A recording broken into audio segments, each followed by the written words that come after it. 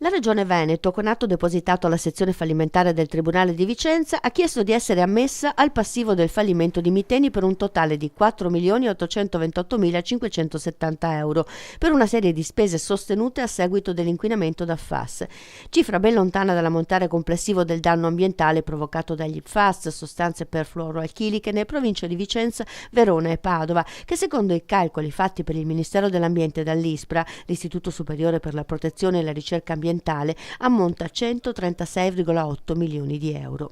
Su questa base ci si avvia quindi a una doppia richiesta di risarcimenti da parte della Regione per quanto speso per l'esecuzione di indagini ambientali, per interventi strutturali in opere idrogeologiche e per omesso versamento del canone demaniale, a cui seguirà una seconda richiesta con la quantificazione di tutta una serie di altri crediti che sono in fase di contabilizzazione, tra cui gli oneri straordinari sostenuti per la prevenzione e la profilassi sanitaria.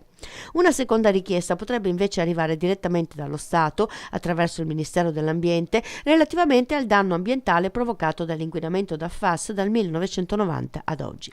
La richiesta della Regione Veneto è giustificata soprattutto da spese in opere idrogeologiche, così quantificate: 2 milioni di euro per il potenziamento delle infrastrutture di potabilizzazione nella centrale dell'acquedotto di Lonigo, 1.200.000 per il potenziamento della filtrazione nell'area contaminata e in particolare il nuovo impianto di filtrazione Natta a Montecchio Maggiore e il potenziamento del sistema di assorbimento a carboni attivi alla centrale di Madonna di Lonigo, 1.500.000 euro per la realizzazione di nuove condotte idropotabili che consentano l'approvvigionamento di acqua da altre zone regionali e l'interconnessione di fonti idriche regionali di qualità garantita con le reti acquedottistiche dei comuni interessati dall'inquinamento. Voci di entità inferiore riguardano le spese sostenute per gli studi sull'inquinamento commissionati all'Università di Padova e Verona e all'ARPA, 102.000 euro in totale, altri 23.000 euro per consulenze specialistiche e altre spese per l'omissione del versamento del canone demaniale.